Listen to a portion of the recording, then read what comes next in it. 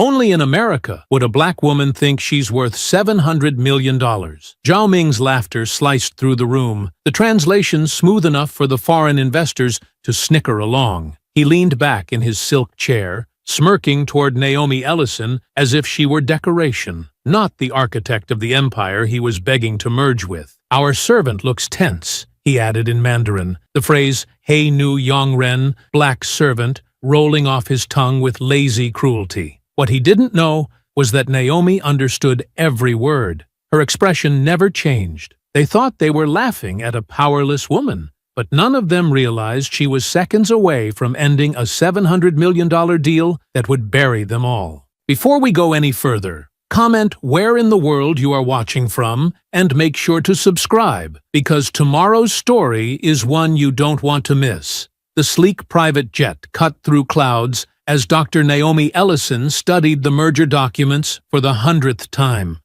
Her reading glasses perched on her nose as she flipped through the pages, each one representing a piece of the $700 million deal with Zhao Industries. The cabin lights cast a warm glow across the polished table, highlighting her perfectly pressed navy suit and the slight furrow in her brow. "Dr. Ellison," Kiana Brooks called from the seat across from her, "you've been at those papers for 6 hours straight. Maybe it's time for a break?" Naomi looked up, her dark eyes sharp despite the long flight. "You know what my mother always said about breaks, Kiana?" She straightened the papers with practiced precision. "Predators hunt the moment you blink." Kiana nodded, understanding in her eyes. At 28, she'd already seen enough of corporate America to know the truth in those words. "Your mother sounds like a wise woman."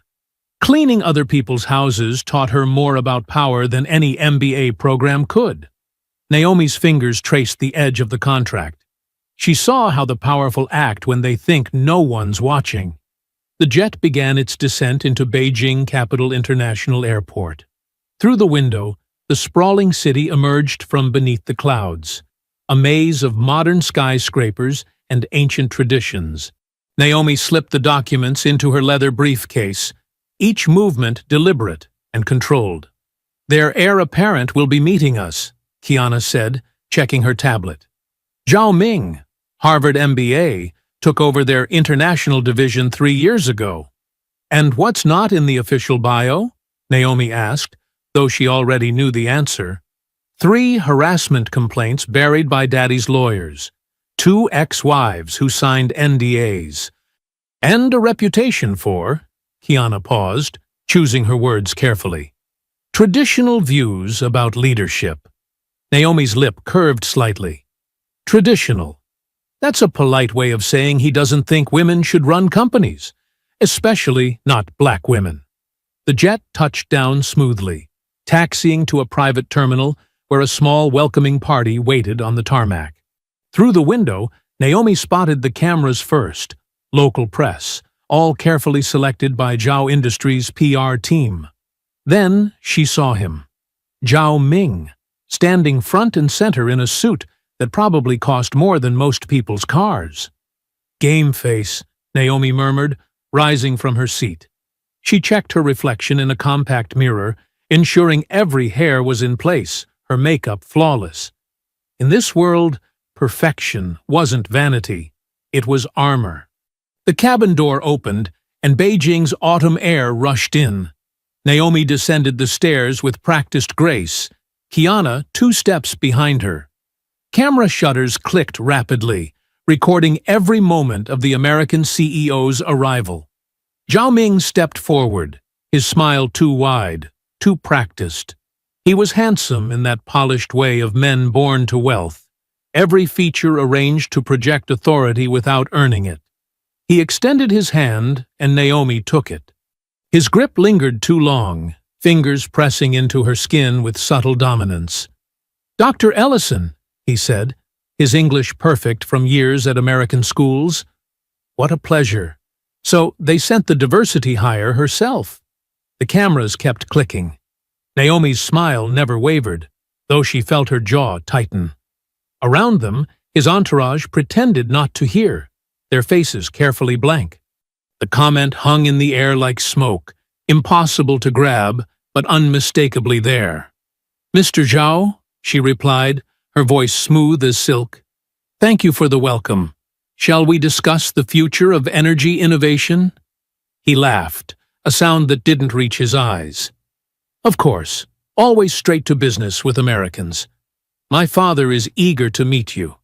His gaze slid over her in a way that had nothing to do with business. They walked toward the waiting cars, a fleet of black luxury vehicles with tinted windows.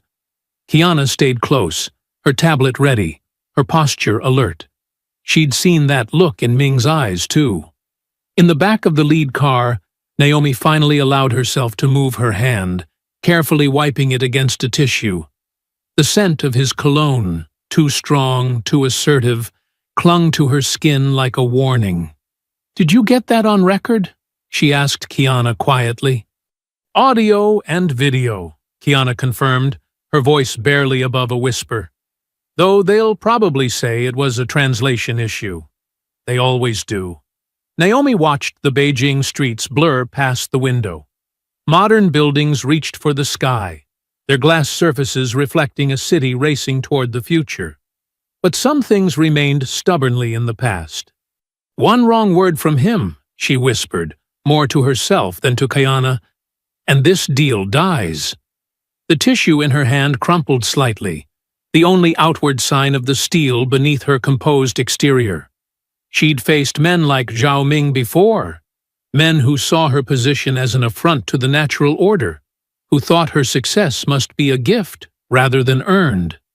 Men who believed power was their birthright, but they never seemed to learn. Power wasn't inherited.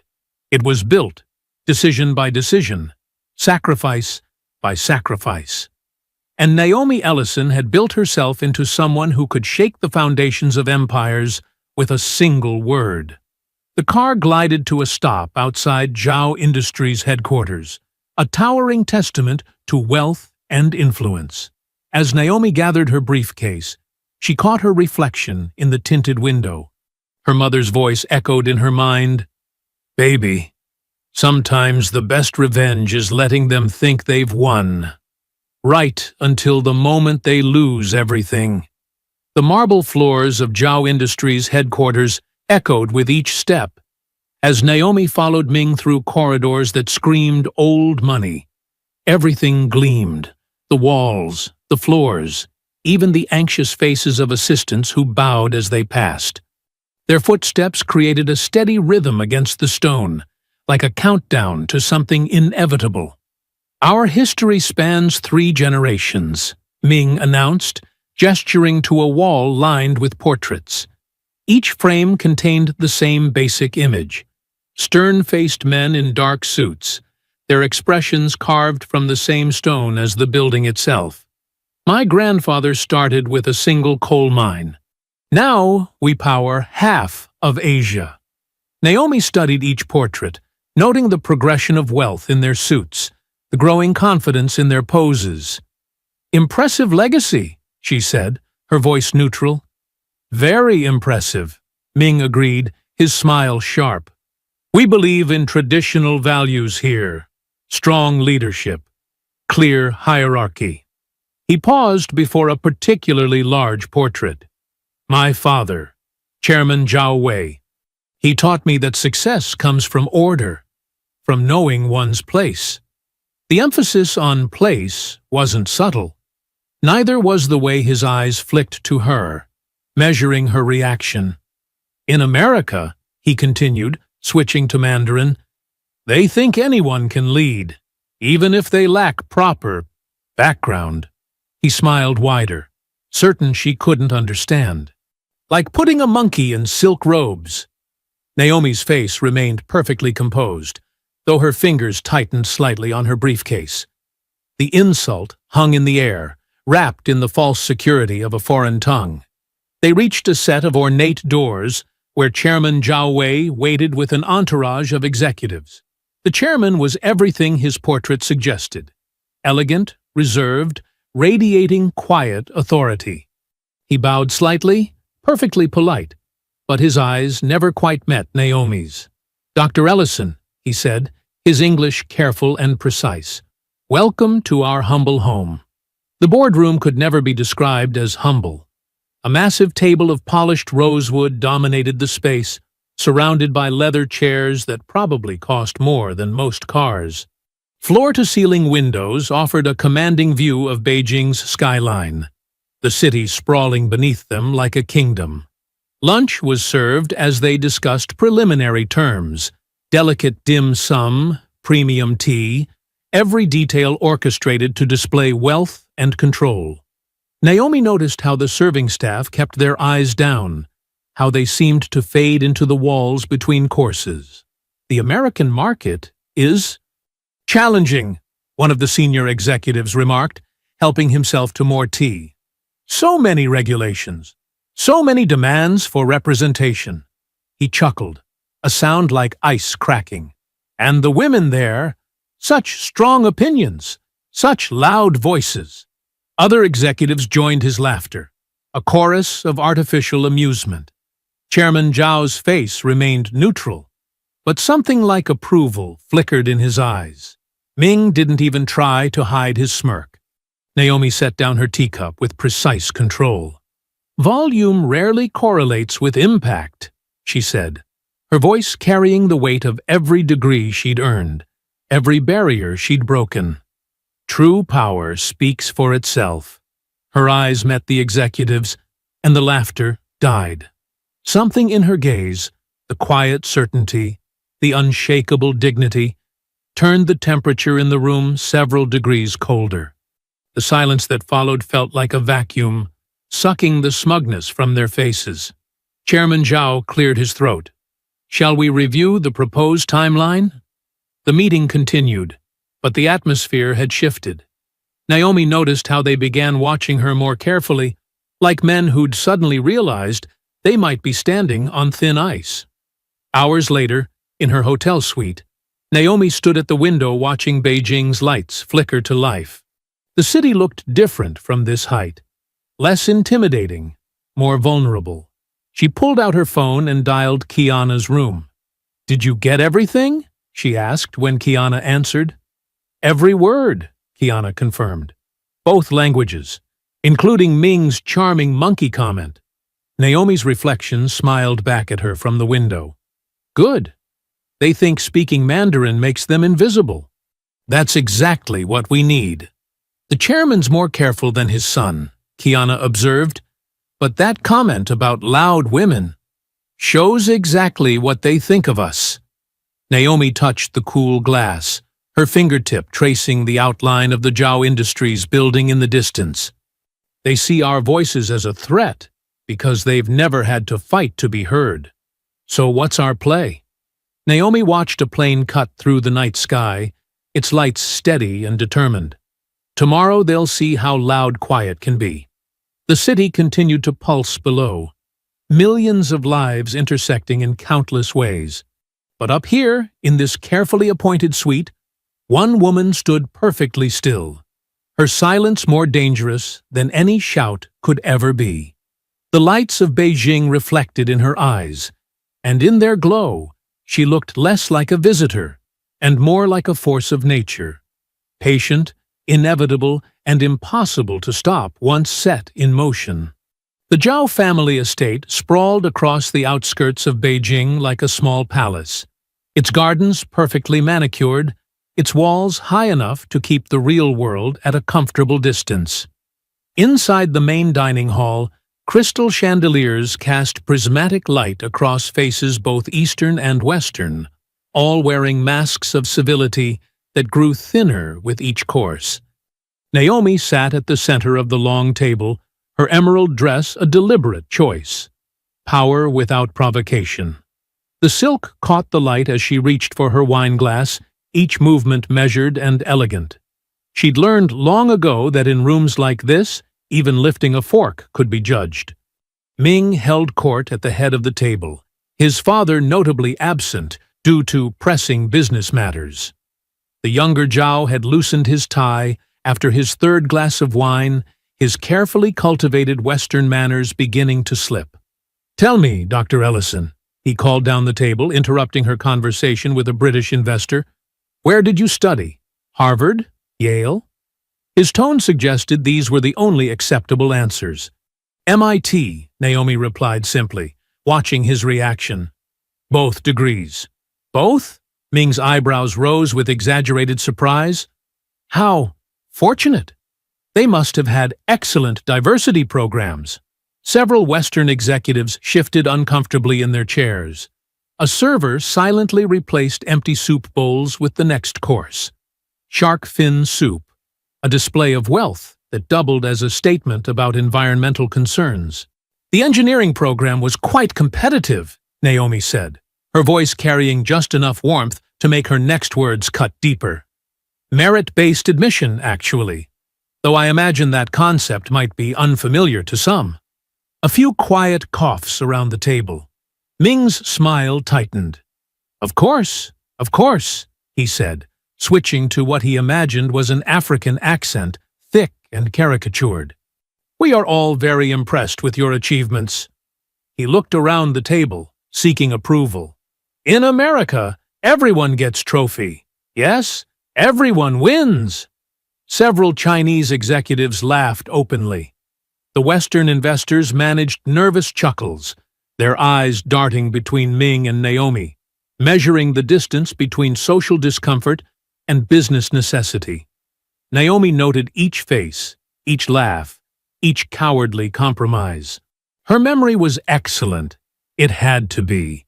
Growing up where forgetting who stood with you and who stood against you could break you.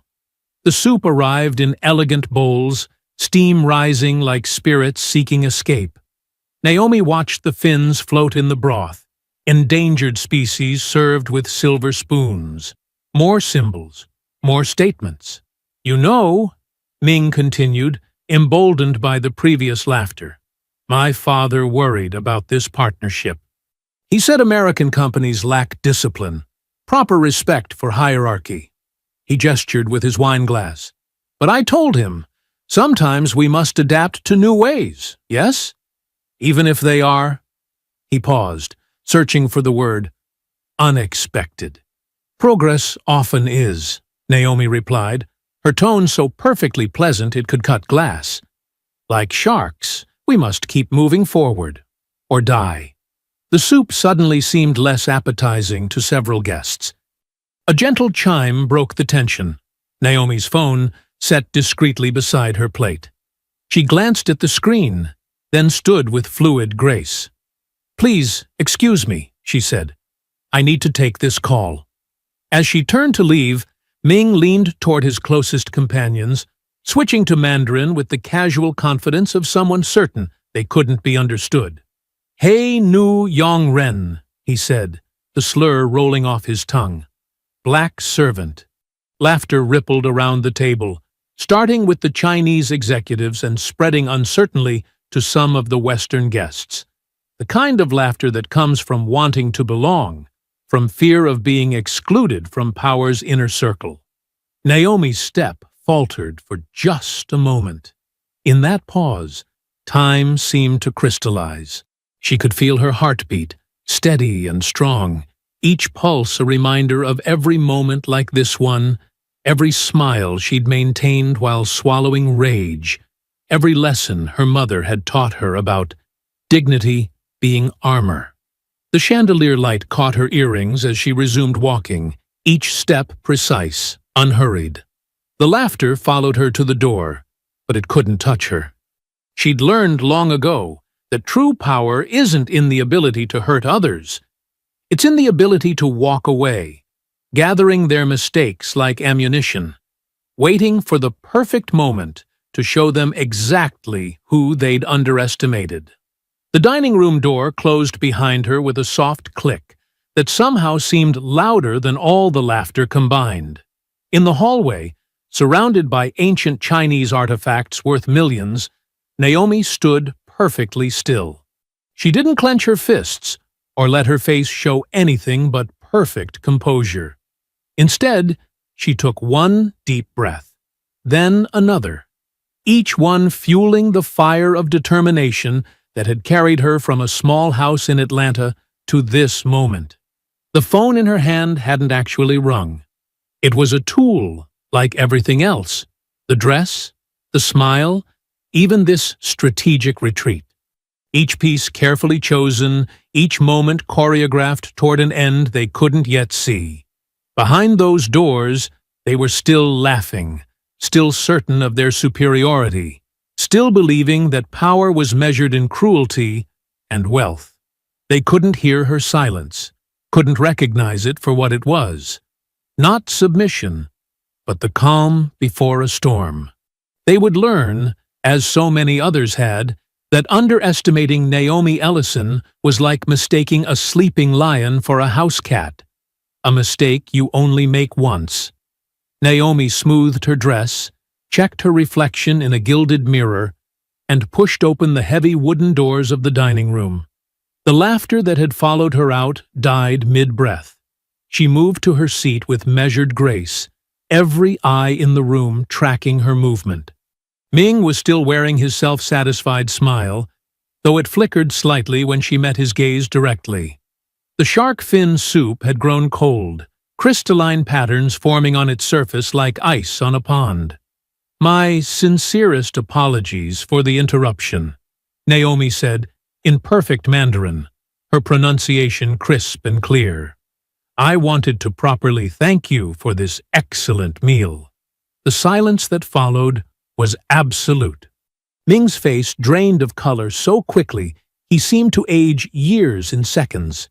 Around the table, expressions shifted from confusion to dawning horror as they realized the magnitude of their mistake. A wine glass toppled, spreading red across white linen like blood.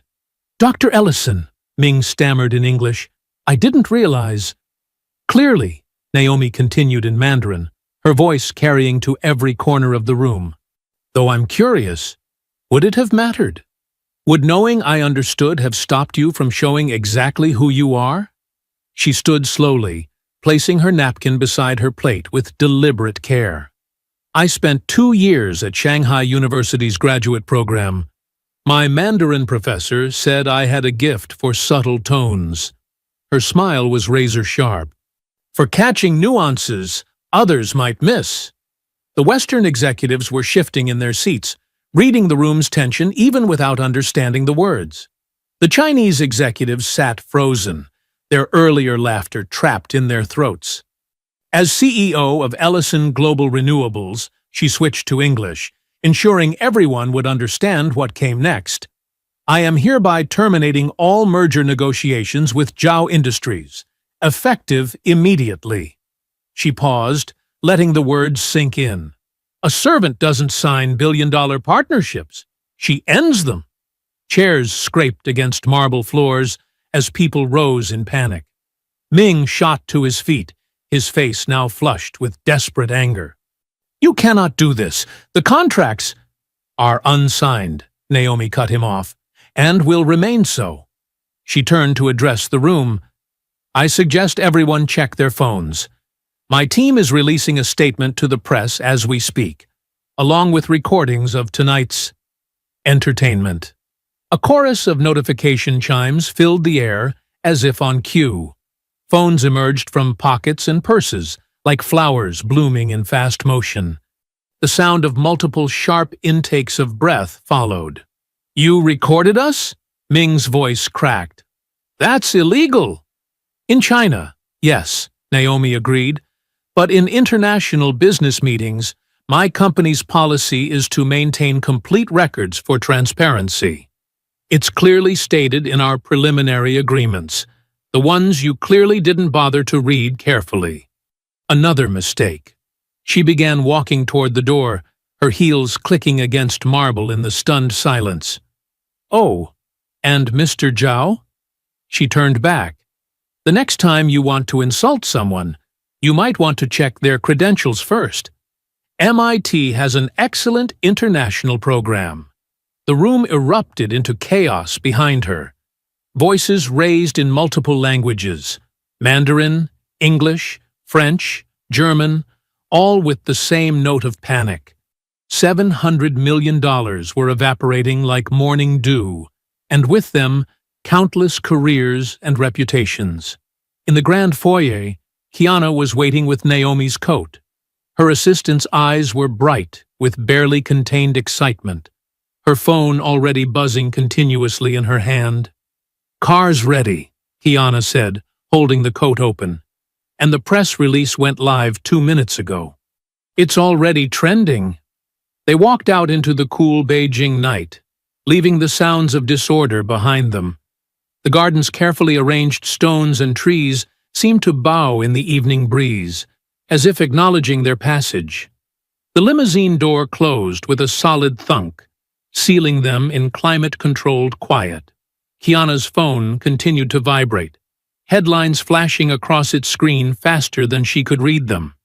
Ellison Global cancels major Chinese merger. Shock at Zhao Industries. Dinner. Deal collapses. Breaking. Racist remarks.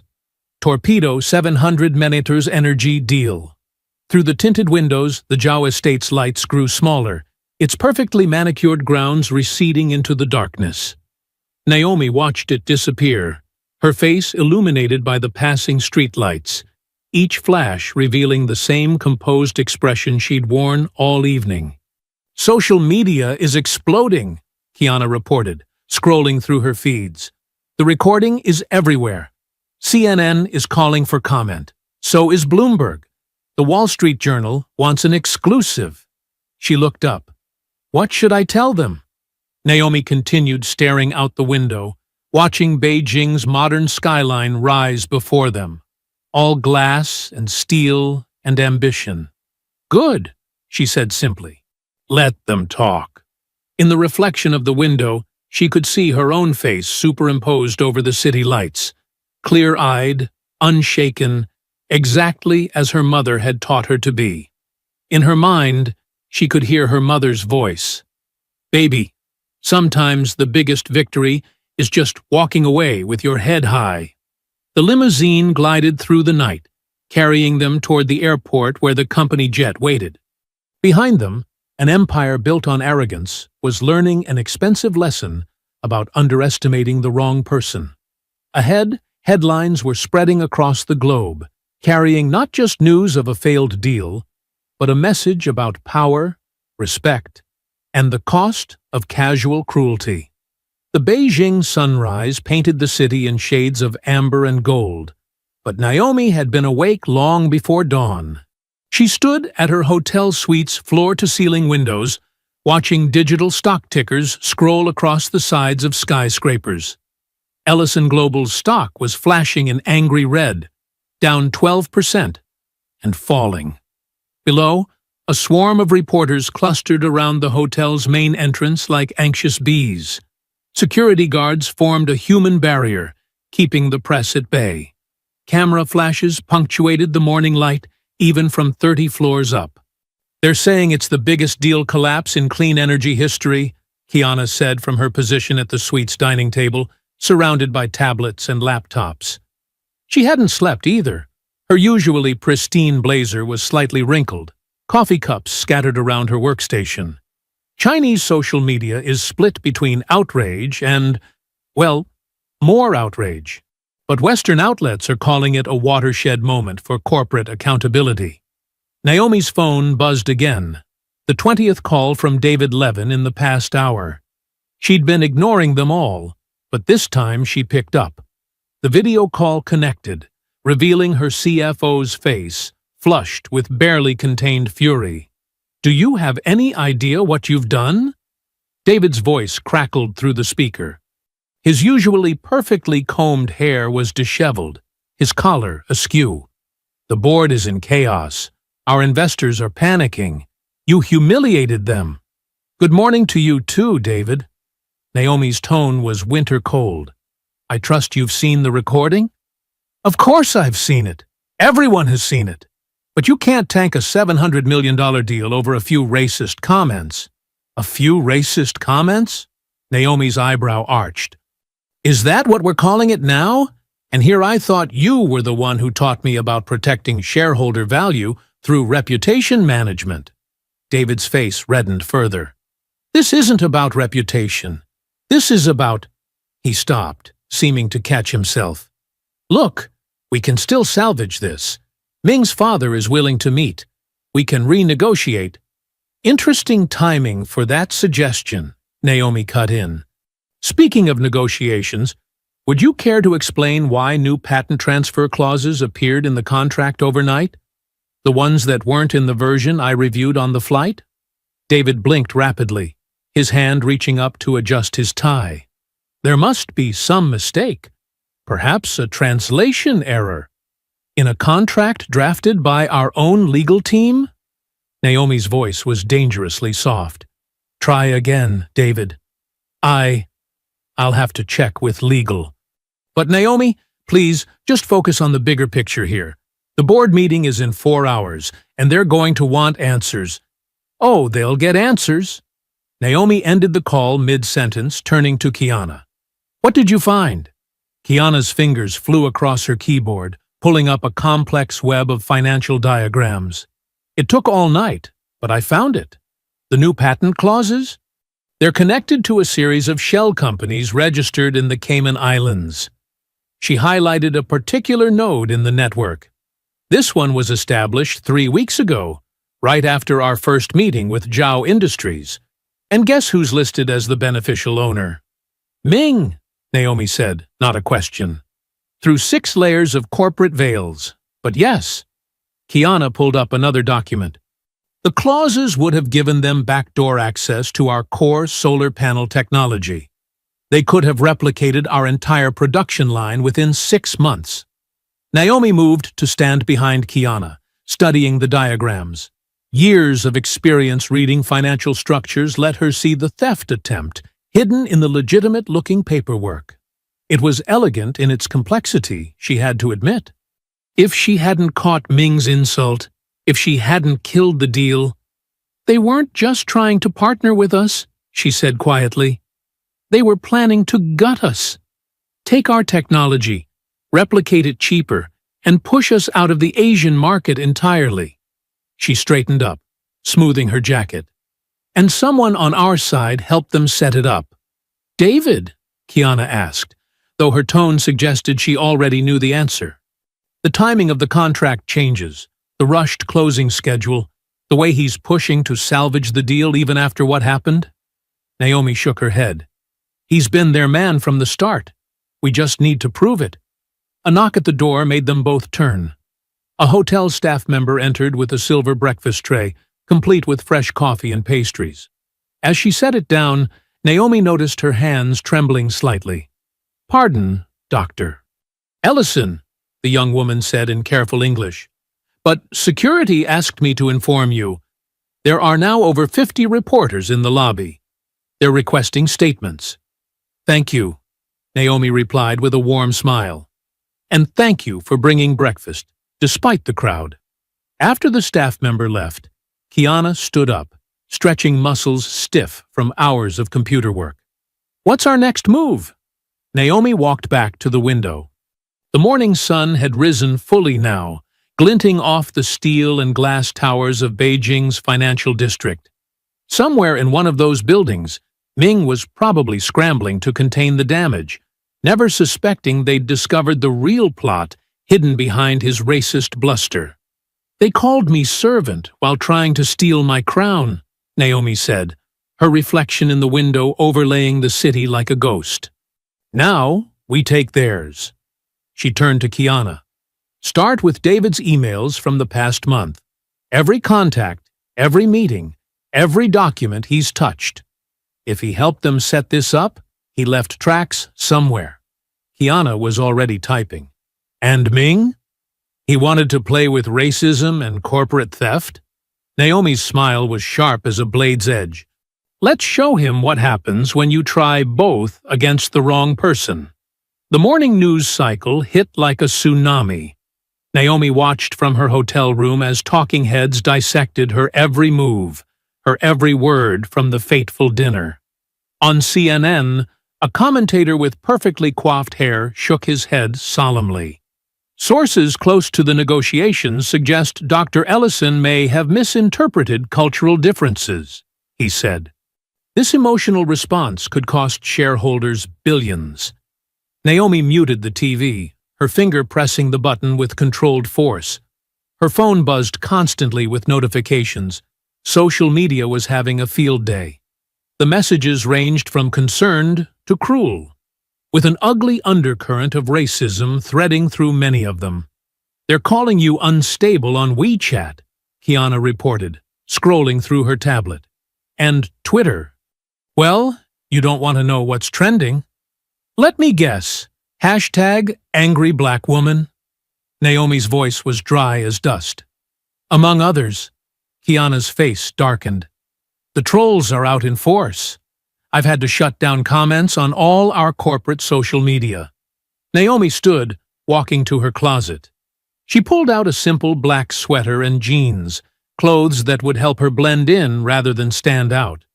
"I need some air." "You can't go out there," Kiana protested. "The media is still camped downstairs, and security says—" "I didn't survive 2 decades in corporate America without learning how to move unseen." Naomi pulled her hair back into a tight bun, added large sunglasses and a surgical mask, common enough in Beijing that it wouldn't draw attention. "Keep monitoring the situation. I'll be back in 2 hours." The service elevator deposited her in the hotel's kitchen area. A few workers glanced her way, but in her plain clothes, she was just another foreigner trying to avoid attention. She slipped out through the loading dock and into the bustling streets of Beijing's business district. All around her, life continued as normal. Street vendors hawked their wares, office workers hurried between skyscrapers, tourists snapped photos of the modern architecture. But in cafes and on street corners, she caught fragments of conversation. Her Mandarin picked up whispers that made her jaw clench. "That American woman. Lost face over nothing. These foreigners. So sensitive." In a high-end coffee shop, 2 young executives in sharp suits didn't bother to lower their voices as she passed their table. "Who does she think she is?" one said in Mandarin. "These Americans, especially the black ones, they don't understand how to do business here." His companion laughed. Ming Zhao was right. Too emotional. No control. Naomi ordered her coffee in perfect Mandarin, watching their faces pale as they realized she'd understood every word. She took her drink to a corner table, opening her phone to find Ming's face plastered across Chinese business news sites. His official statement was a masterpiece of subtle condescension. "While we respect Dr. Ellison's passion, her emotional reaction to standard business negotiations raises concerns about her ability to operate in international markets. We remain open to dialogue once cooler heads prevail." The translation didn't capture all the nuances. The way his choice of words in Mandarin painted her as hysterical, unstable, out of her depth. The comments below the articles were worse, a cesspool of racist and sexist vitriol barely disguised as business criticism. Her phone buzzed with a message from the board. They were deeply concerned about the situation and requested an emergency meeting. Another buzz, share prices dropping. Another, a major investor threatening to pull out. Naomi walked back to the hotel through darkening streets, watching her own face flash on digital billboards between advertisements. The story had legs now, spinning beyond her control.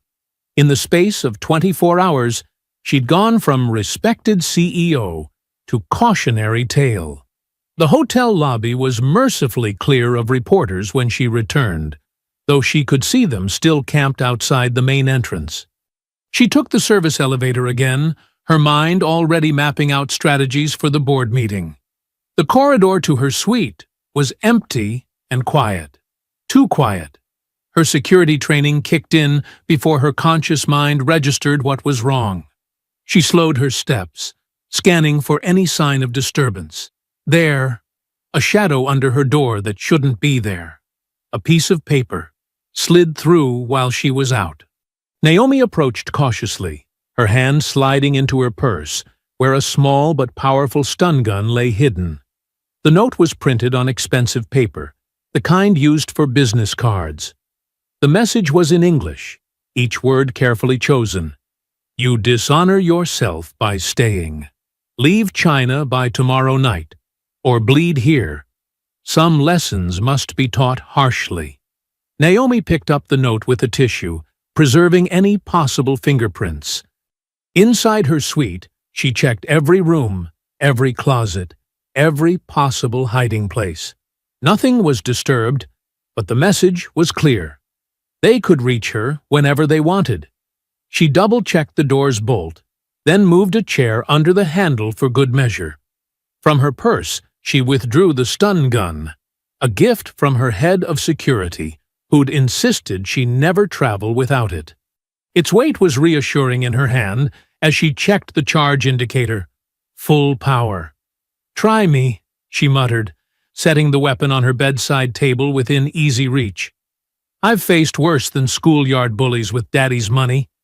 The Beijing sunrise painted the hotel room in shades of gray and amber. Naomi sat cross-legged on the floor, surrounded by stacks of printed documents and 3 laptops. Her jacket was draped over a chair, her sleeves rolled up, ready for battle.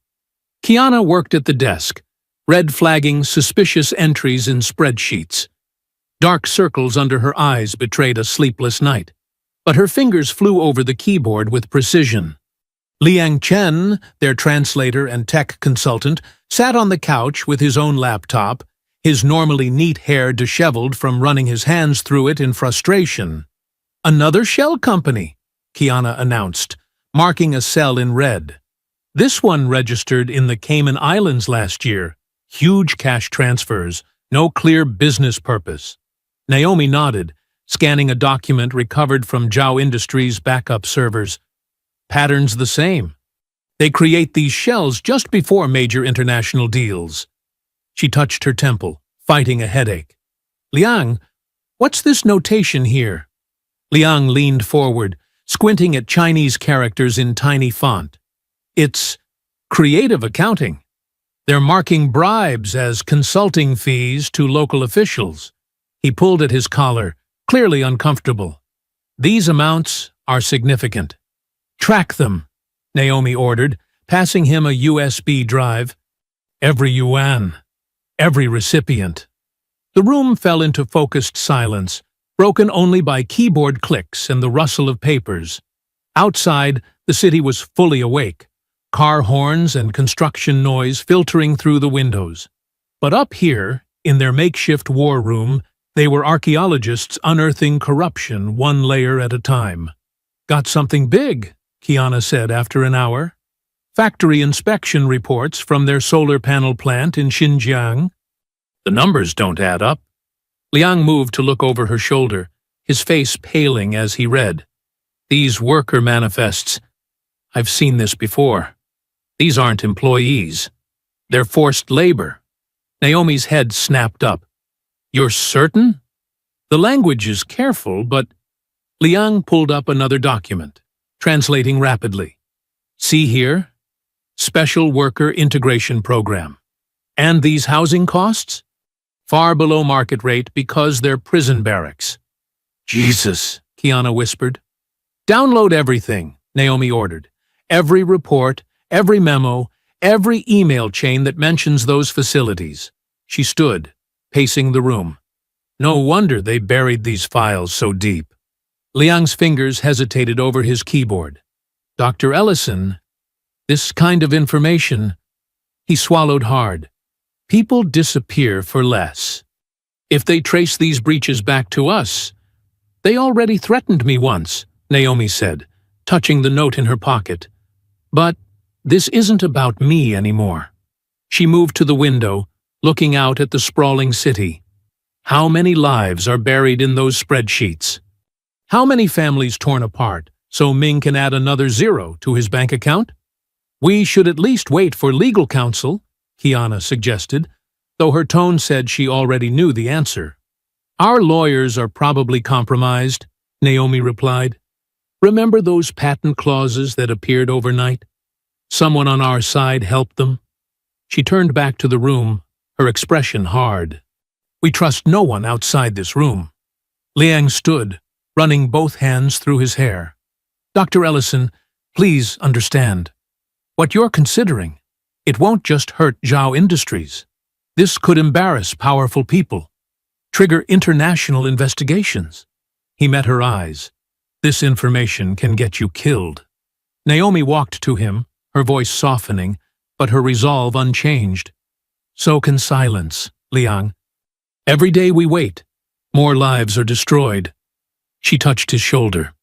But I won't force you to stay. You can walk away right now. No questions asked. He looked at the door, then at his laptop screen where damning numbers scrolled past. After a long moment, he sat back down. My father taught me that true honor means standing up to powerful men, not bowing to them. His fingers returned to the keyboard. I'm staying. Me too, Kiana said firmly. All in. They worked through the morning, building their case document by document, fake environmental impact studies, backdated safety certifications, bribes disguised as charitable donations. Every discovery revealed new layers of corruption, a cancer eating at the heart of Zhao's empire. Look at these profit margins, Kiana said, pointing to a graph. No way they're this high without cutting every corner possible. Not just corners, Liang added grimly. Lives, safety, basic human dignity. He rubbed his eyes. The deeper we dig, the worse it gets. Naomi studied a series of photos showing factory conditions. We need more than documents. Witnesses, insider testimony. She turned to Liang. Any chance your contacts might... A sharp tap on glass made them all freeze. Across the street, sunlight flashed off a camera lens. A man in a black suit stood in an office window, photographing their room with a long-range camera. Down! Naomi ordered. They dropped to the floor as she crawled to the window, keeping low. The man was already gone, leaving only empty windows reflecting morning light. Close the curtains, she told Kiana. Liang, start encrypting everything we have. Triple protection. She pulled out her phone, typing rapidly. They're watching us now. We need to move fast. The heavy curtains slid shut, plunging the room into artificial twilight. In the dim light, their laptops glowed like campfires, casting shadows on tense faces as they raced to secure their findings before the storm broke. The digital clock on the nightstand blinked 2:00 a.m. in harsh red numbers. Naomi sat at the desk in her hotel room, reviewing security footage Kiana had pulled from Zhao Industries' servers. Her eyes burned from staring at the screen, but she couldn't sleep. Not with what they'd discovered. A soft click cut through the silence. Naomi's head snapped up. That wasn't the normal settling of the building. Her hand moved toward her purse, where the stun gun waited. The door burst open with a crack of splintering wood. 3 men in black masks rushed in, moving with military precision. The first one lunged for her before she could reach her purse. Naomi grabbed the desk lamp and swung hard. It connected with a satisfying crunch. The man stumbled back, cursing in Mandarin. She kicked the desk chair at the second attacker, buying precious seconds. The third man cornered her by the coffee maker. Without thinking, Naomi grabbed the pot of water she'd been heating for tea and flung the scalding liquid at his face. His scream pierced the air as he clawed at his mask. Glass shattered as they knocked over the side table. Naomi's bare feet crunched on the fragments, but adrenaline dulled the pain. She ducked a wild punch, years of kickboxing classes taking over. Her elbow found a solar plexus. Someone's nose met her knee. The door connecting to Kiana's room burst open. Her assistant charged in, wielding a wooden chair like a battering ram. She slammed it into the back of the man grappling with Naomi. "Run!" Naomi shouted, grabbing Kiana's arm. They bolted for the hallway, leaving the men tangled in furniture and cursing. Their bare feet slapped against cold tile as they sprinted for the stairwell. Behind them, heavy footsteps and angry shouts echoed off the walls. Naomi's heart hammered against her ribs. The fire exit felt miles away.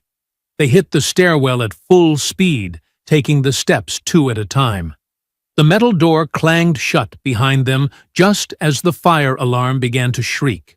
Red emergency lights cast everything in a hellish glow. "Keep going!" Naomi gasped as Kiana stumbled on the 10th floor. Their pursuers were gaining.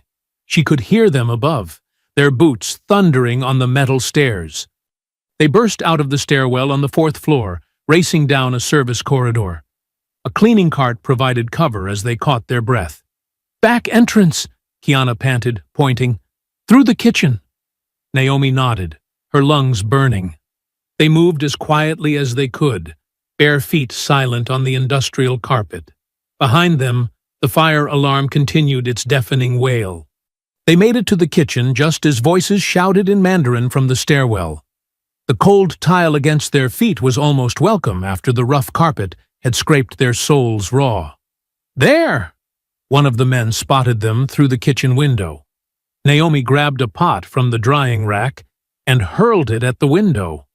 The crash bought them precious seconds as they darted between steel counters and hanging utensils. They reached the loading dock just as police sirens began wailing in the distance. The night air hit them like a slap, raising goosebumps on their arms. They didn't stop running until they reached the busy street 2 blocks away. Only then did Naomi realize she was shaking. Her silk pajamas were torn and spattered with coffee. Blood trickled from cuts on her feet. Kiana didn't look much better, her t-shirt ripped at the shoulder, hair wild around her face. "Are you okay?" Naomi asked, grabbing Kiana's shoulders. "Yeah," Kiana nodded, still breathing hard. "You?" "I'll live." Naomi tried to steady her trembling hands. "We need to get somewhere safe. They'll be watching my backup hotel." "My cousin has an apartment in the University District," Kiana said. "She's out of town this week." They found a taxi willing to take them despite their disheveled state. As they drove through the pre-dawn streets, Naomi's phone buzzed with a message from the hotel manager. Police were investigating an apparent robbery attempt. No suspects found. Minimal evidence. "They'll bury this," Naomi said quietly.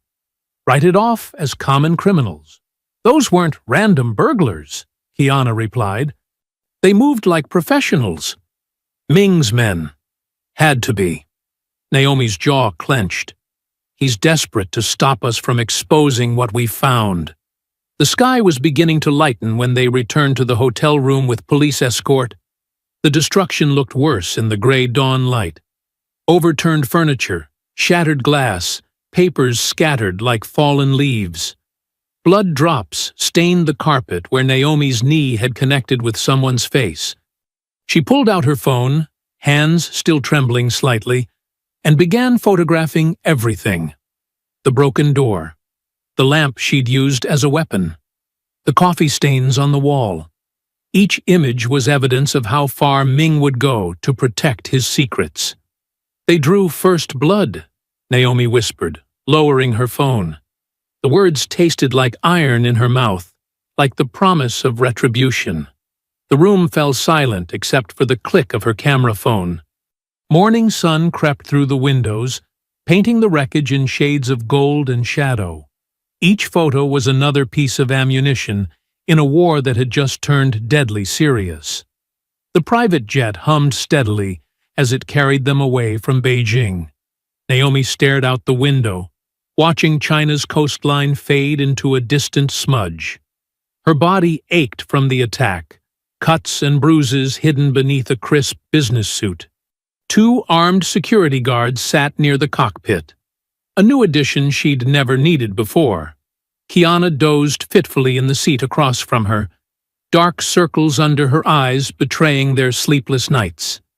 They'd barely rested since fleeing to her cousin's apartment, spending hours documenting everything and arranging secure transport home. "Ms. Brooks," Naomi said softly, touching her assistant's arm. "We're almost home." Kiana startled awake, instantly alert. "Any word from the office?" "David's called 4 times. Says it's urgent we meet as soon as we land." Naomi's voice was careful, measured. "He's very concerned about our safety." "Too concerned," Kiana muttered, rubbing her eyes. Where was that concern when we were actually in danger? Naomi nodded slowly. Something had been nagging at her about the attack, a detail just out of reach. She closed her eyes, replaying that violent night. The masks, the precision, the way they'd known exactly when to strike. The jet touched down in Atlanta under heavy gray skies. A corporate car waited on the tarmac, more security visible in the terminal. Naomi felt the weight of eyes on her as they walked through the airport, whispers following in their wake. The attack hadn't made international news, but rumors spread fast in business circles. Ellison Global's headquarters loomed ahead, glass and steel reaching toward storm clouds. Naomi straightened her spine, ignoring the protest of bruised ribs.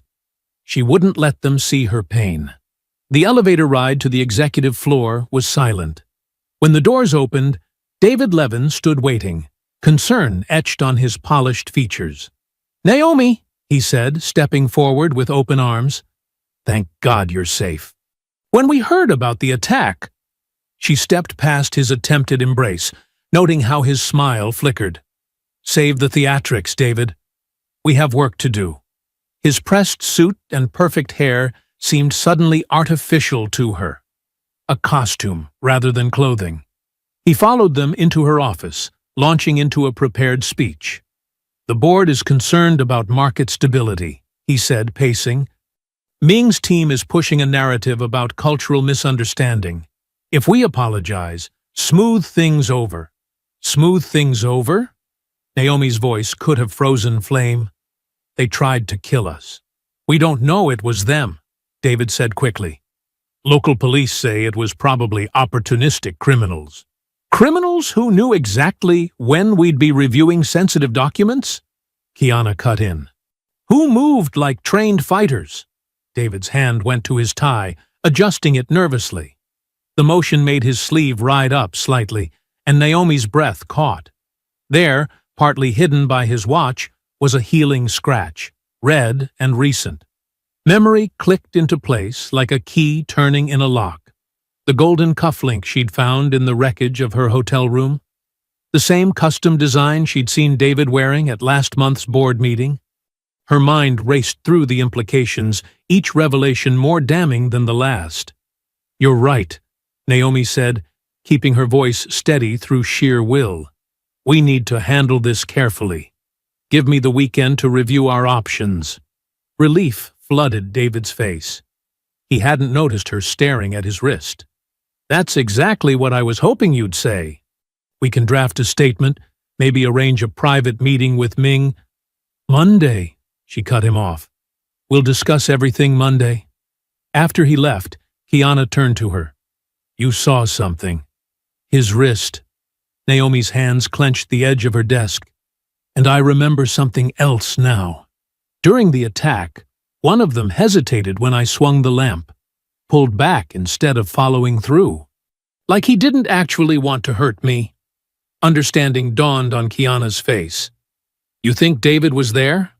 In Beijing?" "I think David's been playing both sides for a while." Naomi opened her laptop, fingers flying across the keys. "Those patent changes didn't happen by accident. The attack wasn't just about stopping us from exposing Zhao's corruption. It was about destroying evidence of David's involvement." They worked through the evening, sending the security team home to avoid suspicion. Thunder rolled outside as night fell, rain lashing against the windows. Naomi's cybersecurity team had given her specialized tools for emergencies, programs that could crack encrypted emails without leaving traces. "There," Kiana said at last, pointing to her screen. "Hidden account, routing through servers in Singapore." Naomi's jaw tightened as she read. Dozens of messages between David and Ming stretching back months.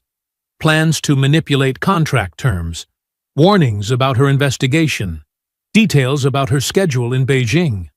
"She's too dangerous to control," Naomi read aloud, voice hard as steel. "The parent company won't act. We need to handle this ourselves."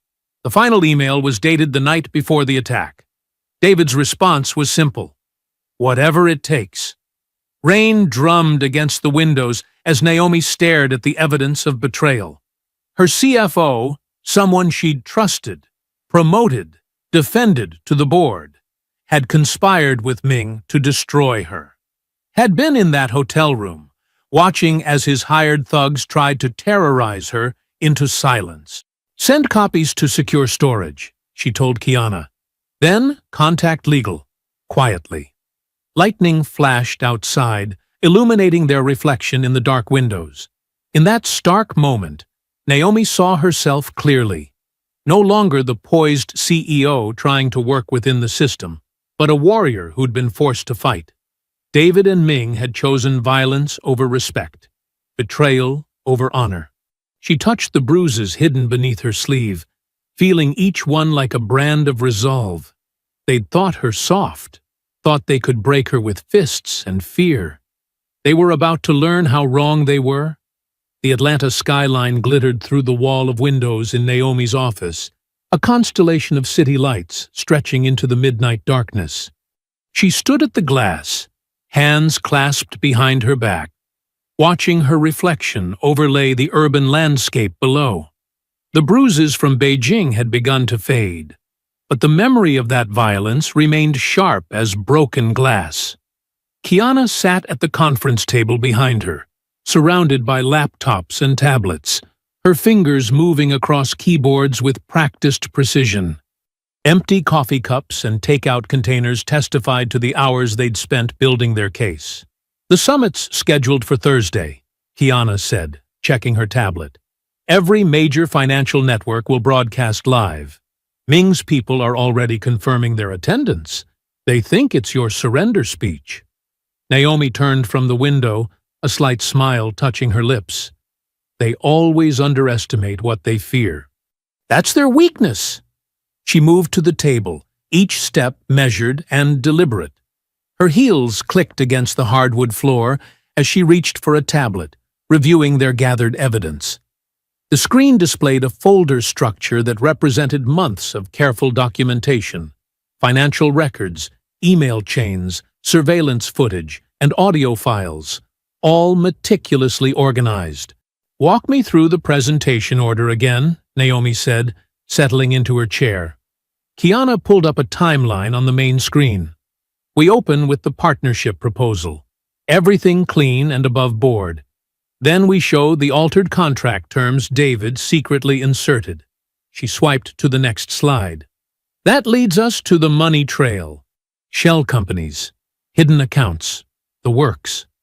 And the labor violations? Documented with photos, witness statements, and satellite imagery."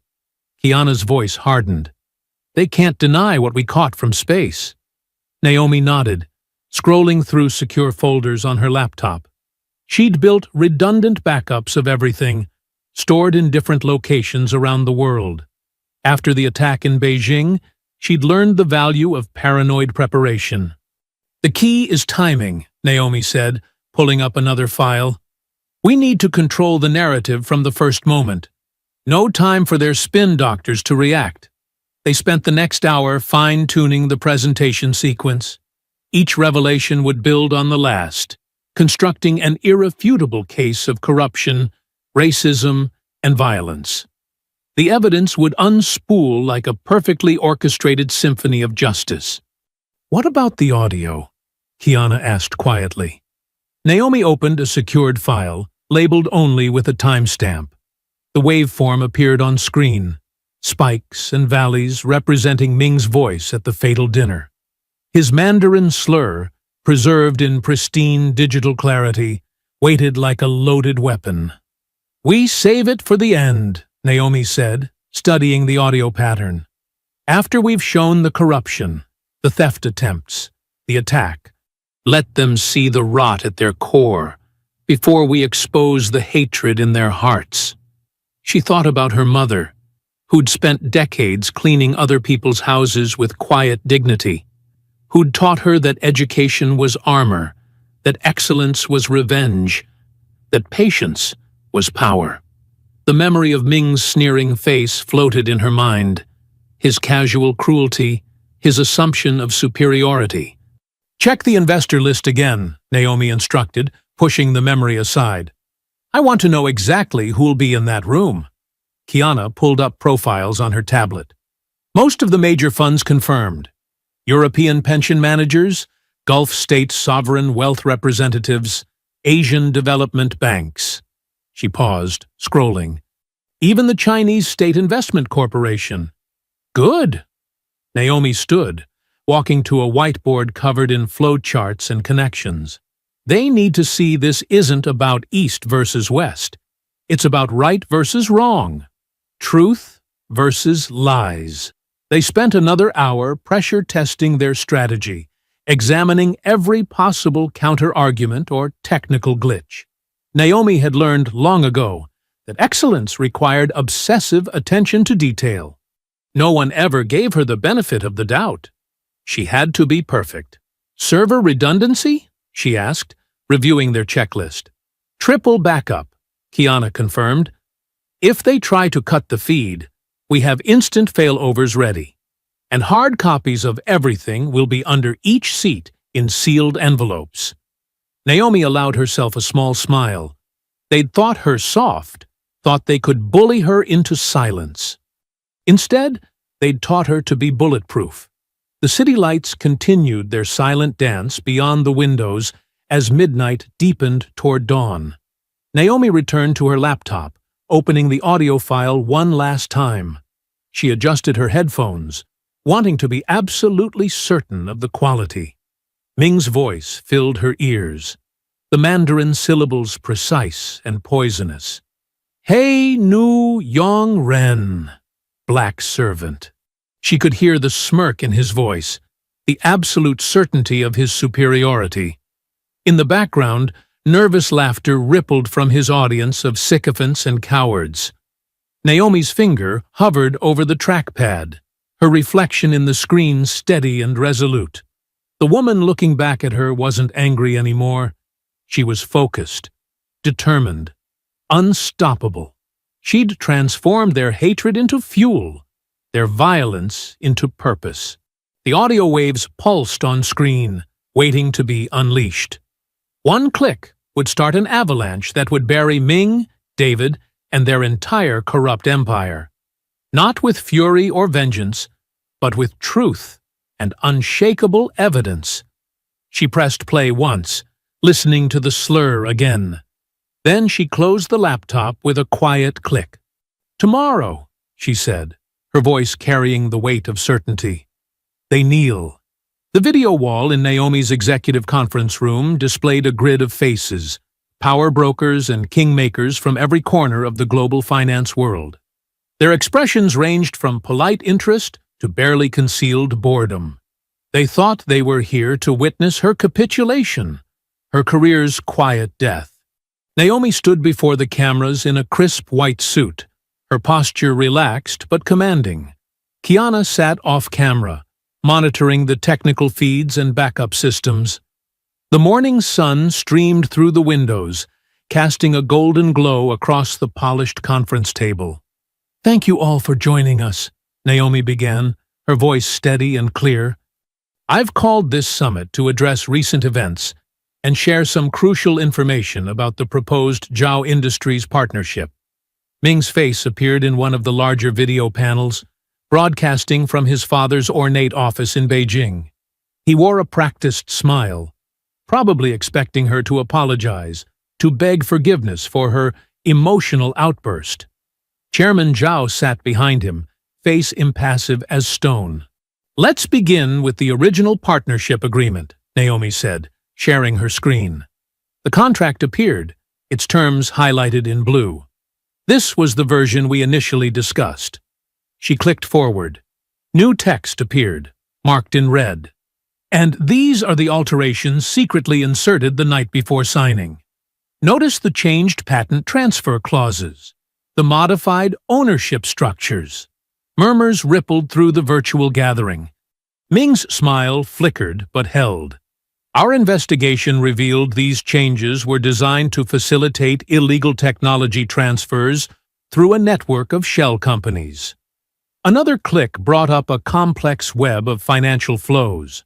This structure, centered around Ocean Bright Holdings Limited, connects directly to accounts controlled by Zhao Ming. The murmurs grew louder. Ming's smile vanished entirely. But this was just the surface, Naomi continued, her pace measured and relentless. Our team uncovered systematic fraud dating back years. She began sharing document after document, forged audit reports, falsified safety inspections, bribery payments disguised as consulting fees. These transfers, she highlighted a series of transactions, show payments to government officials through offshore accounts. The dates correspond exactly with approved permits for facilities that failed environmental impact assessments. Chairman Zhao finally stirred, leaning forward to whisper something to Ming. But Naomi was already moving to her next revelation. We also discovered evidence of forced labor at multiple Zhao facilities. Satellite photos appeared, along with internal memos and witness testimonies. Workers held against their will, passports confiscated, living in monitored dormitories. The investors' faces had transformed from boredom to shock to growing anger. Ming was typing frantically on his phone, probably trying to contact his damage control team. When we discovered these irregularities, Naomi said, her voice taking on an edge of steel, I raised concerns at a private dinner. The response was illuminating. Her finger hovered over the keyboard.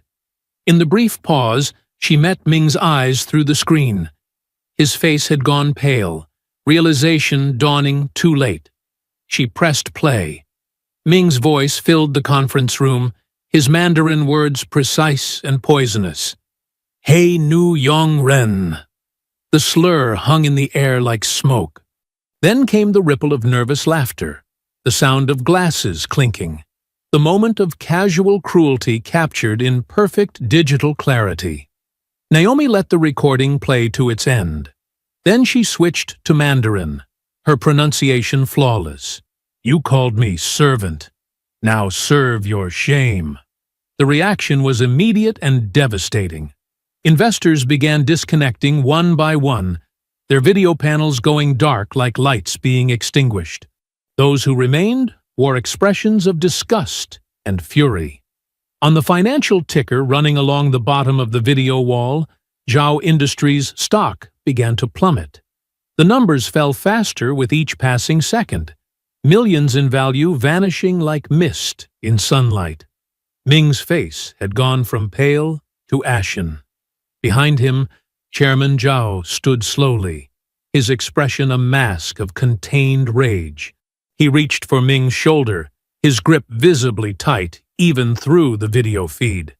The complete evidence package has been transmitted to relevant regulatory authorities in 12 countries, Naomi stated, switching back to English. You'll find copies in your secure inboxes, along with documentation of which agencies have been notified. Another wave of disconnections followed. The stock price continued its freefall. This concludes our presentation, Naomi said. Thank you for your time. She reached for the disconnect button, pausing for one final moment to meet Ming's devastated gaze. In his eyes, she saw the ruins of his empire, the ashes of his arrogance. Then she pressed the button, and his face vanished into digital darkness. The room fell silent, except for the soft hum of electronics. Naomi stood motionless for a moment, feeling the weight of what she'd just accomplished settling around her shoulders. Years of corruption exposed, decades of privilege shattered, all with the simple power of truth. She drew in a deep breath, then released it, slowly. That's one empire gone, she whispered. Kiana began shutting down the systems, closing laptops and powering down screens. The morning sun still streamed through the windows, but it felt different now, cleaner somehow, as if the light itself had been purified by what had just transpired. The stock ticker continued its relentless descent, marking the destruction of billions in market value. But for Naomi, the numbers were secondary. She'd done what she'd set out to do, not just protect her company, but strike a blow against the kind of casual hatred that had haunted her entire career. She reached for her water glass, took a small sip, and watched as the financial world absorbed the shockwaves of what she'd just unleashed. In Beijing, phones would be ringing, lawyers would be scrambling, and Ming would be facing his father's wrath. But here in Atlanta, in this quiet conference room, Naomi had finally proven what her mother had always taught her. Excellence, truly, was the best revenge. The first video appeared just 3 hours after the summit ended. Shaky footage showed what looked like Naomi shoving a Chinese staff member during her Beijing visit. By noon, dozens more had surfaced, all grainy, all misleading, all carefully edited to paint her as volatile and aggressive. Naomi stood at her office window, watching dark clouds gather over Atlanta's skyline. Her phone buzzed constantly with notifications, each one bringing a fresh wave of anonymous hatred. The messages ranged from racial slurs to detailed death threats, filling her inbox like poison. "They're using deep fakes," Kiana said from her desk, scrolling through the latest batch of videos. "Good ones, but they're fake. Look at how your shoulder clips through the wall in this one." "Save everything," Naomi replied, her voice calm despite the storm brewing both outside and online. "Every threat, every video, every comment. We'll need it all." Her computer chimed with an urgent email notification. The subject line read, "Internal Memo. Ellison Global Corruption Exposed." The sender was listed as anonymous whistleblower, but Naomi knew better. She'd recognize David Levin's writing style anywhere. The attached documents were masterfully crafted, memos that seemed to show her approving illegal payments, backdated emails discussing technology theft, even a fake recording of her planning to sabotage the Zhao deal from the start. It was the kind of paper trail that could destroy careers, the kind that took weeks to prepare. "He's been planning this," Naomi said, forwarding the files to her secure server. "These forgeries are too good for rush work. David's been Ming's inside man all along." Kiana moved to Naomi's computer, examining the documents. The metadata shows some of these were created months ago. "He's been building this trap since before the Beijing trip. And now he thinks he's sprung it." Naomi pulled up a different folder on her screen, one containing every email David had ever sent from his corporate account, including the ones he thought he'd deleted. "But I've been building my own trap, too." She opened the first email chain between David and Ming, dated 6 months earlier. The messages started innocently enough, casual business discussions, harmless information sharing, but they grew darker over time, more explicit in their planning. The final exchanges discussed exact dollar amounts for David's cooperation, offshore account numbers, and detailed instructions for sabotaging Naomi's position. "Send it all to the FBI," Naomi instructed. "Every email, every attachment, every deleted draft. And copy the SEC on everything related to the stock manipulation they planned." Kiana's fingers flew across the keyboard, transmitting years of evidence to federal authorities. Outside, thunder rolled across the sky as the storm finally broke. David's office door opened across the hall. He emerged wearing his usual polished smile, straightening his tie as he walked toward Naomi's door. She could see the confidence in his stride. He thought he had her cornered. "Naomi," he said, entering without knocking, "we need to discuss damage control. These allegations are extremely serious." She turned from the window slowly, letting him see her complete lack of concern. "Yes, they are. Especially the federal ones." His smile flickered.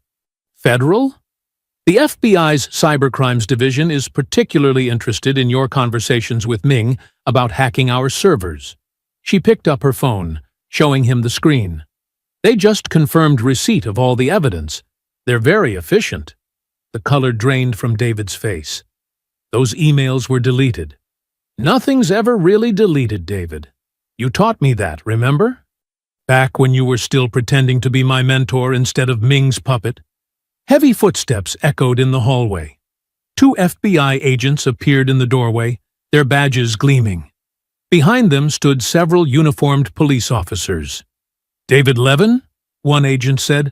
"We need you to come with us." David's mask of corporate calm shattered completely. "This is ridiculous. I'm the CFO of this company.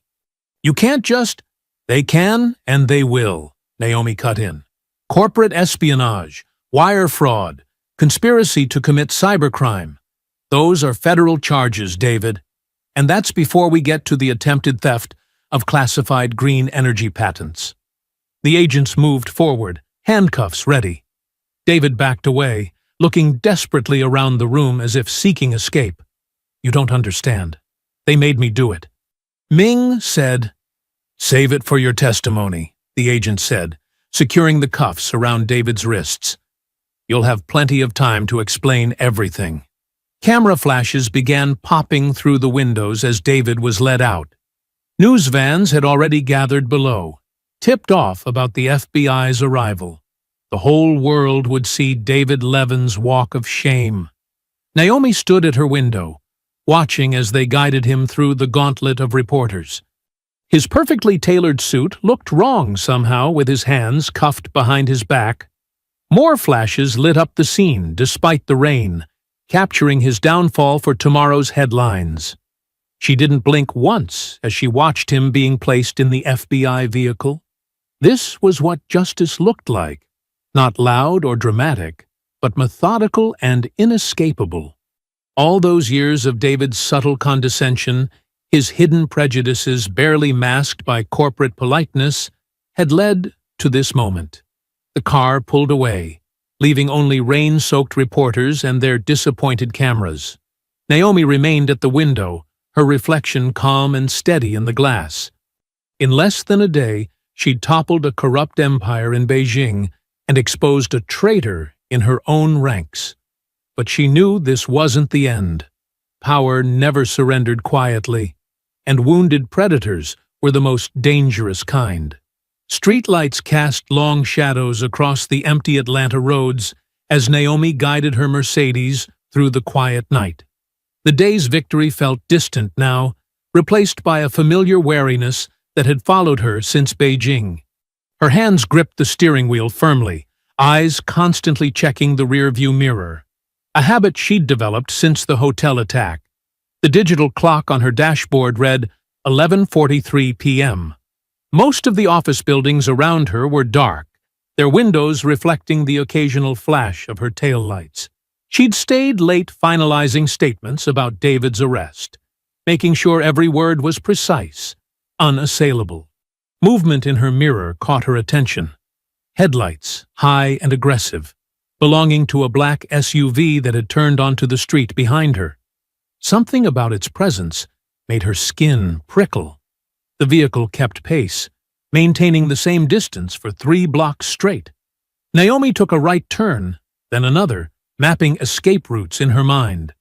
The SUV followed each move. Her suspicion hardened into certainty. This wasn't coincidence. Her foot pressed heavier on the gas pedal, but she kept her speed just under suspicious. No need to attract police attention, not when she needed mobility. The SUV suddenly accelerated, closing the gap between them. Its headlights filled her mirrors, bright enough to be blinding. Naomi's pulse quickened, but her movements remained controlled, deliberate. She'd faced worse than tailgaters. They approached an intersection where the road widened into 4 lanes. The SUV swerved into the left lane, pulling alongside her. Naomi caught a glimpse of dark figures inside, faces hidden in shadow. The vehicle surged forward, cutting sharply across her path. Tires screeched as Naomi hit the brakes. Her Mercedes skidded, stopping inches from the SUV's rear bumper. Before she could reverse, 2 men emerged from the vehicle. Their movements were practiced, purposeful. One carried a tire iron that gleamed dully under the streetlights. Time seemed to slow. Naomi saw every detail with crystalline clarity. The men's black gloves, their featureless dark clothing, the way they spread out to approach from both sides. She remembered the hotel room in Beijing, the sound of breaking glass, the feeling of being cornered. Not this time. Her foot slammed the accelerator before they could reach her doors. The Mercedes's engine roared to life, tires spinning against wet pavement. She yanked the wheel hard, aiming for the narrow gap between the SUV and the curb. Metal screamed against metal as her car scraped past their bumper. The impact sent her vehicle into a spin. Naomi turned into it, using the momentum to whip her car around 180 degrees. Her training from defensive driving courses took over, counter-steering, maintaining control, finding her exit. The Mercedes straightened out, facing the opposite direction, and she floored it. In her rearview mirror, she saw the men scrambling back to their vehicle. Their SUV's front bumper hung loose, damaged from the collision. She took a sharp turn down a residential side street, then another, weaving through the quiet neighborhood until she was certain she'd lost them. Her hands didn't shake as she pulled out her phone and dialed Kiana's number. The call connected after 2 rings. "They're still trying to finish it," Naomi said without preamble, her voice steady despite the adrenaline coursing through her system. "Black SUV, 2 men, armed. Just tried to run me off Peachtree." "I'm calling the police," Kiana replied immediately. "Where are you now?" "Safe, heading to the Midtown precinct." Naomi checked her mirrors again. Clear streets behind her. "Have our security team sweep my house before I go back. And get me the traffic camera footage from the last 20 minutes around Peachtree and 14th. She ended the call and drove directly to the police station. Officers were waiting outside when she arrived, Kiana's call having alerted them. They photographed the damage to her car. Silver paint scraped along the passenger's side, dents in the rear quarter panel where she'd hit the SUV. Detective Sarah Martinez took her statement in an interview room that smelled of old coffee. Naomi recounted every detail with precise clarity, her voice never wavering. The detective's pen scratched across her notepad, recording times, descriptions, sequence of events. "You're remarkably calm for someone who just survived an attempted assault," Martinez observed, studying Naomi's face. "Panic doesn't solve problems," Naomi replied. "Neither does fear. I need this documented so we can prove pattern and intent when you catch them." The detective nodded slowly. "This connects to the Beijing incident and today's arrest. They're escalating because they're desperate." Naomi met the detective's eyes. "I won't be intimidated into silence. Not by Ming, not by David, not by hired thugs in an SUV." It was nearly 2 a.m. when she finally returned home. Her security team had swept the property twice, installed additional cameras, and positioned guards at strategic points around the perimeter. She walked through her front door alone, refusing to let them escort her inside. This was her space, and she wouldn't let fear change how she lived in it. In her bedroom, Naomi changed out of her suit, hanging it carefully despite the late hour. The routine helped settle her mind, brought focus back to her breathing. She opened her safe and removed a matte black pistol, a Glock 19, chosen for reliability and precision. The weapon was familiar in her hands, a tool she'd hoped never to need, but had trained with extensively. She laid the pistol on her nightstand, checking that the safety was on, that a round was chambered. Her voice was barely a whisper in the quiet room, never again unarmed. Sunlight streamed through the windows of Naomi's home office as she reviewed a cryptic email that had arrived at 4:27 a.m. The message contained only flight details and a single line. "Ming seeks sanctuary in L.A. Handle with care." The sender's address was a string of numbers, but the digital signature carried traces of official Chinese government protocols. She took a slow sip of her morning coffee, considering the implications. The mighty Zhao Empire was fracturing, and someone high in Beijing's power structure wanted her to know about Ming's desperate move. It wasn't surprising. The Chinese government had always played a long game, and Ming's public humiliation had become an embarrassment they needed to contain. "Kiana," Naomi called to her assistant, who was working at a desk in the adjacent room, "get me Special Agent Thompson at the FBI's Financial Crimes Division." Kiana appeared in the doorway, tablet in hand.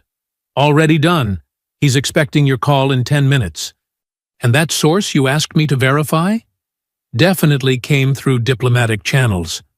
Someone's pulling strings in Beijing." Naomi nodded, unsurprised. Ming's father still has enemies from his rise to power. Now they smell blood in the water. She stood and walked to the window, watching her security team patrol the grounds.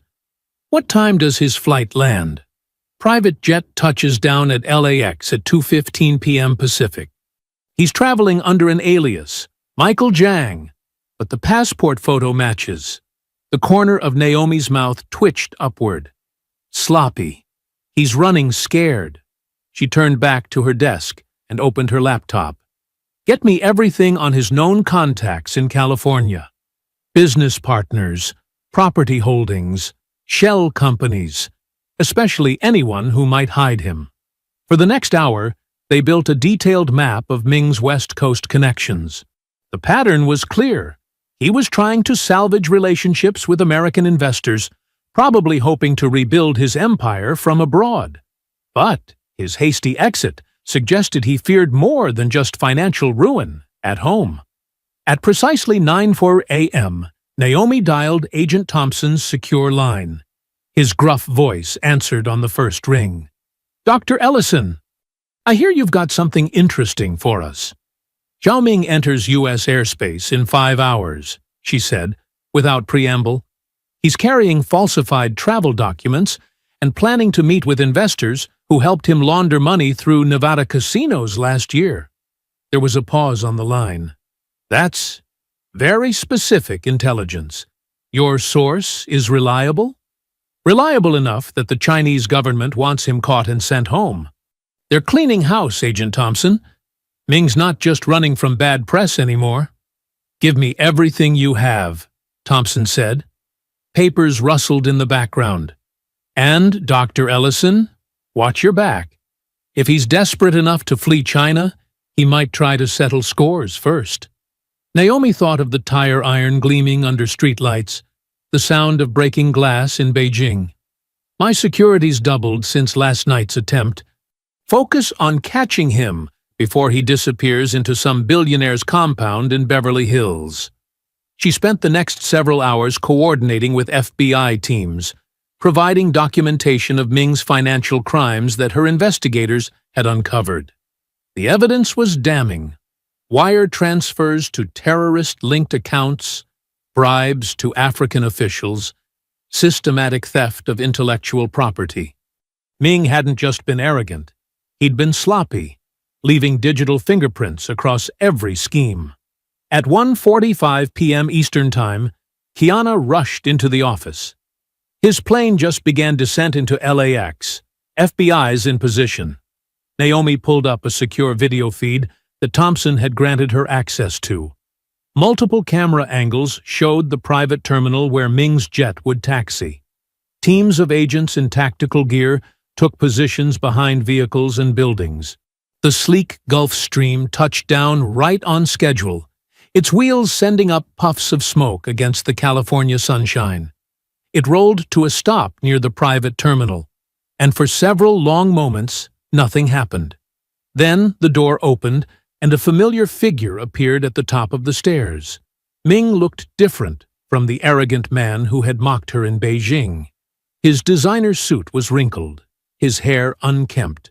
He carried only a small leather briefcase, clutching it like a shield. As he descended the stairs, his eyes darted around nervously, searching for waiting cars or friendly faces. Instead, he found FBI agents emerging from every direction, weapons drawn. Ming froze halfway down the stairs, his face a mask of disbelief and rage. Even through the grainy video feed, Naomi could read his lips as he shouted in Mandarin, demanding diplomatic immunity, threatening consequences. The agents were professional and efficient, securing him without drama. One removed the briefcase from his grip, while others cuffed his wrists. Ming's protests grew louder, more desperate, but the microphones picked up Agent Thompson's calm response. "Mr. Zhao, you're being detained for multiple violations of international banking laws. The Chinese government has already approved your immediate deportation." Naomi watched Ming's face as those last words registered. The color drained from his cheeks as he realized the truth. He wasn't being arrested. He was being sent back to face whatever punishment Beijing had prepared for his embarrassment of the state. "Get me the footage from his arrest," she told Kiana. "All angles, highest resolution possible. And find out who else was on that plane with him." "Already pulling it," Kiana replied, fingers flying across her tablet. "Preliminary passenger list shows 2 private security guards and a financial advisor. All 3 are being questioned." Naomi nodded, satisfied. On her screen, agents were leading Ming toward a waiting government vehicle. His shoulders had slumped, the fight draining out of him as the full weight of his situation sank in. Just before they put him in the car, he looked directly into one of the security cameras, as if he knew she would be watching. The Atlanta morning spilled golden light across the polished floors of Ellison Global's headquarters. 6 weeks had passed since Ming's arrest, and the business world was still reeling from the aftershocks. Naomi's heels clicked against marble as she walked through the main lobby, her pace measured and confident. The first person to notice her was a young intern sorting mail. His eyes widened, and he straightened up, hands fumbling with envelopes. Then others looked up from their desks and screens. A slow wave of recognition rippled through the open space. It started with a single pair of hands clapping, then another, until the sound swelled into thunderous applause. Employees emerged from offices and cubicles, their faces bright with admiration and respect. Some had tears in their eyes. Naomi maintained her composure, though her heart swelled. She nodded acknowledgments as she passed, occasionally touching a shoulder or returning a smile. These people had stood by her through the storm, never doubting, never wavering. In her office, Kiana waited with the morning briefings and a stack of messages. "Good morning, Dr. Ellison. The latest from Beijing. Zhao Industries stock has officially been delisted. Their board dissolved yesterday, and asset liquidation begins next week." "And the chairman?" Naomi asked, settling behind her desk. "Resigned in disgrace. The Chinese government's investigation found decades of corruption. He's under house arrest." Kiana's tablet chimed. "Oh, and Ming's federal indictment just came through.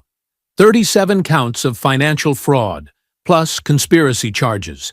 He's facing 20 years here if Beijing ever lets him leave their custody." Naomi allowed herself a small smile.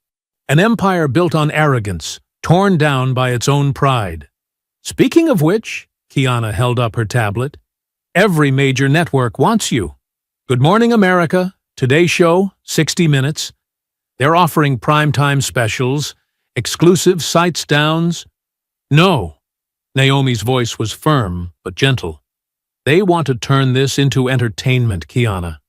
They want the angry black woman who brought down a dynasty. They want tears and drama and sound bites about revenge." "But your story could inspire so many people," Kiana protested. "Young women, especially women of color." "They don't need my face on TV," Naomi interrupted. "They need to see that truth still matters. That dignity and intelligence can defeat violence and hate." She gestured at the window, where morning sun painted the Atlanta skyline. "Let the facts speak for themselves. The stock prices, the criminal charges, the audit reports, that's the story. Not me." Kiana nodded, understanding. "They wanted spectacle. We gave them truth." "Exactly." Naomi glanced at her watch. "I'm leaving early today. There's somewhere I need to be." The drive to her mother's old neighborhood took 30 minutes. The modest house where she'd grown up looked different now, restored to its original 1960s charm, with fresh paint and manicured flower beds. Naomi had bought it 3 years ago, keeping it as a quiet retreat from corporate life. Inside, afternoon light filtered through lace curtains her mother had hung decades ago. The furniture was mostly new, but certain pieces remained. The old piano where she'd practiced scales, the rocking chair where her mother had sat after long days cleaning other people's homes. Naomi moved through the rooms slowly, touching familiar walls. In her purse was a photograph taken at the fatal banquet in Beijing. She'd had it printed and framed, a moment captured just before Ming's insult, showing her seated at the head table, spine straight, eyes steady, wearing her mother's pearl necklace. On the mantel stood a black and white photograph of her mother as a young woman, wearing her domestic worker's uniform but radiating quiet dignity. Naomi placed the new frame beside it, the two images spanning generations of struggle and triumph. She stepped back, studying the visual echo between the photographs, the same proud posture, the same unflinching gaze. Her mother had taught her that dignity wasn't given. It was claimed, that education and excellence were weapons no one could take away. The last rays of sunset filled the room with soft amber light. Naomi touched both frames gently, feeling the weight of legacy in her fingertips. They used fists, she whispered to the quiet house, to her mother's memory, to her own reflection in the glass. We used truth, and when that failed, we used strength. The words settled into the peaceful air like a final piece clicking into place. Naomi gathered her things, took one last look at the photographs, and walked to the door. The security system beeped as she entered the code, and the lock clicked with satisfying finality. Outside, cricket song filled the warm Georgia evening. Her heels made soft sounds on the brick path as she walked to her car, her stride steady and sure, moving forward as she always had, one step at a time, unafraid, unbroken, unstoppable in her quiet power. I hope you enjoyed that story. Please like the video and subscribe so that you do not miss out on the next one. In the meantime, I have handpicked 2 stories for you that I think you will enjoy. Have a great day.